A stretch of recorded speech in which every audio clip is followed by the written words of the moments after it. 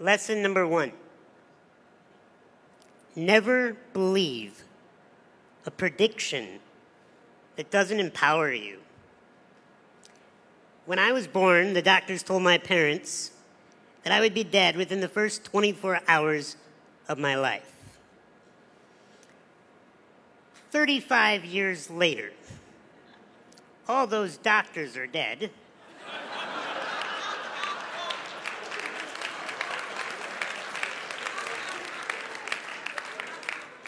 And I am the only doctor that remains.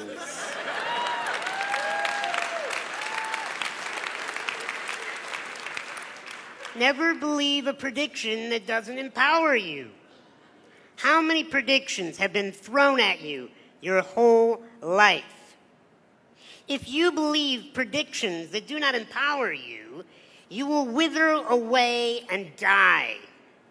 Either physically die or your spirit will die as you just walk around the world like a carcass that is just following the masses.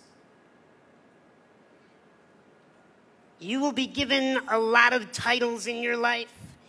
You will be told so many different things. You must only listen to that which empowers you. I have a belief that has served me in my life. And that is that everyone is rooting for me to win, even those that do not know it. And I am not here today to tell you that I have had adversity in my life, and so therefore I know what you're going through. I don't have a clue what any of you are going through in your lives. I did not grow up in your neighborhoods, more than likely. I did not have your set of parents, nor do I live in your body. I have not had the events that you've had happen to you. I can tell you I'm only an expert on one thing, and that's how to be me. And I do it well.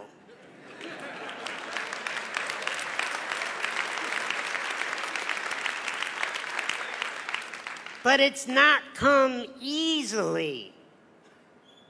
I've gone through things that I don't wish upon anyone in this room. I've had metal rods pulled out of bone marrow while I was awake. I've had jaw infections where teeth had to be extracted and I can no longer chew my own food. I have to get up every day and be showered and cared for physically by another human being. Fortunately, she's a gorgeous woman that I married.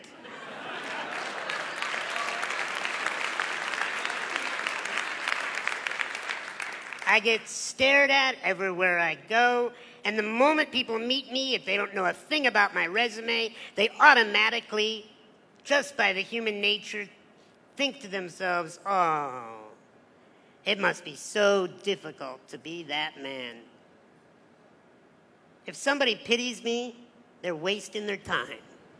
Because I have chosen a life of strength. And I am here to help you choose a life of strength. But I'm going to tell you, we've talked about drugs here.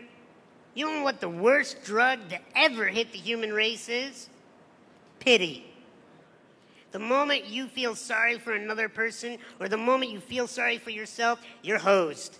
You are totally, completely frozen in potential. We cannot pity ourselves. We cannot pity you.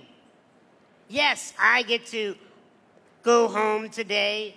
Yes, I get to have what many would call freedom, but I'm going to talk to you about freedom, about what I really choose to see freedom as. Because like I said, you cannot believe predictions that do not empower you. The second lesson today is you are not your condition. You are not. I am not disabled. Sure, I'll take the handicap parking privileges. But that does not define me as a man. Not able. I've been looked at and treated my whole life as if I am not able. I have had to rise above and show people that the only disability is one's refusal to adapt. You have to adapt to whatever environment you're in, even if it's prison. And what does adaptation look like? I think it looks like celebration. Because when you meet people that are celebrating their life, you want to be around them. You want to learn from them. You want to do business with them. You want to hire them. Look, if you do not want to be seen as a prisoner or a convict when you get out of this, or even while you're in this, then it's an attitude. It is a belief in yourself that you bring value to the human race, no matter what your current condition, title, or stature is. Because if I believe that I'm disabled, I would wither up, I would be shy, I would be insecure, I would be afraid, I would act like I need your help. And the rest of humanity would be okay with that. But I choose something else. I choose to be strong. I choose to be a leader. I choose to have words to move this planet. I'll tell you why I was born. And I hope it inspires you to find out why you were born. I was born to rid this world of insecurity. Because when a human being is insecure, they do stupid stuff. When we feel like we're not enough, we chase external validation and external objects to try to tell us we're enough. Thank you.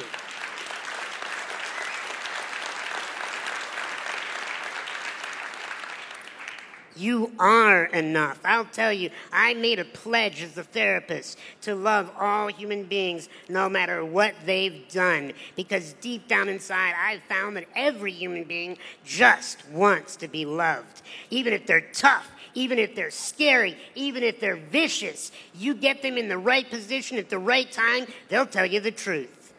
They just want to be loved.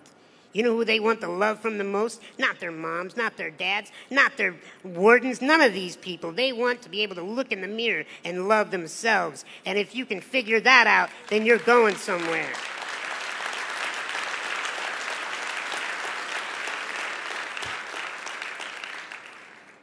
But you cannot feel sorry for yourself.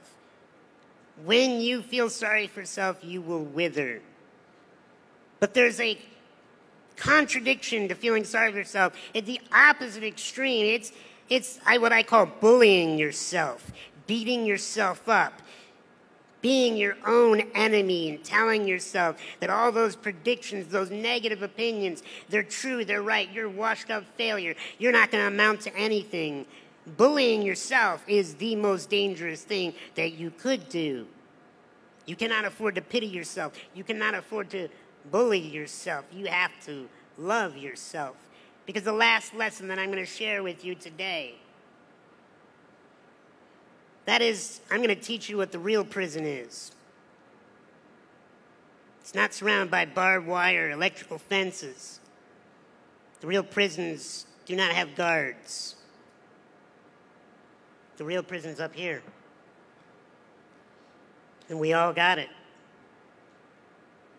We all have a mind that chatters, so often won't stop chattering.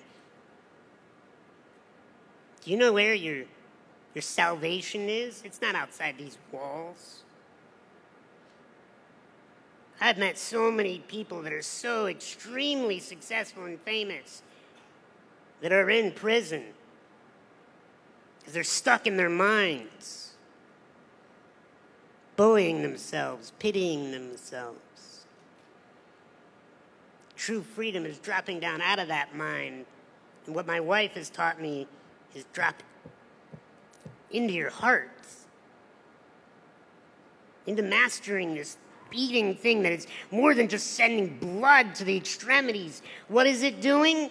It's sending emotional possibilities, infinite possibilities of choice in our behavior, in our life, in our attitude.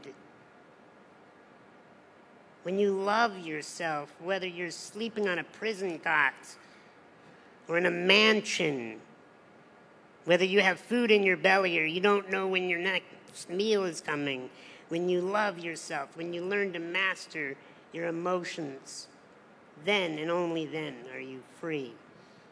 I love you, each and every one of you, and I wish you freedom within these walls. God bless.